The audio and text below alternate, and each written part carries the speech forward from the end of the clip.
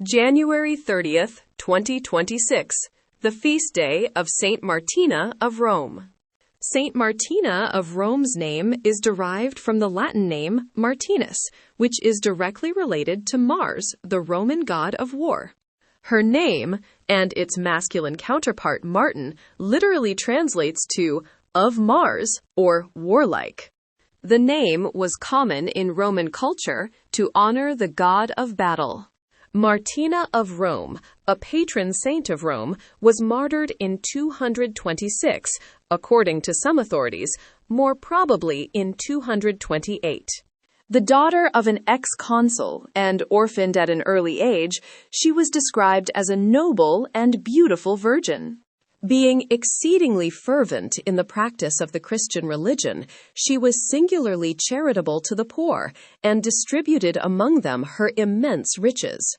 She so openly testified to her Christian faith that she could not escape the persecutions under Severus Alexander, the Roman emperor, from 222 to 235. During the reign of Alexander Severus, she was ordered to worship the false gods, but most courageously refused to commit so detestable a crime. Whereupon she was several times scourged. Her flesh was torn with iron hooks and nails, and with potsherds, and her whole body was cut with most sharp swords. She was scalded with boiling oil, and was, at length, condemned to be devoured by wild beasts in the amphitheater. But being miraculously left untouched by them, she was thrown on a burning pile, from which she also escaped unhurt by the same divine power. Some of the men that had inflicted these tortures upon her, being struck by the miracle and touched by the grace of God, embraced the Christian faith, and, after suffering many tortures, gained the glorious palm of martyrdom by being beheaded. The prayers of Martina were powerful with God.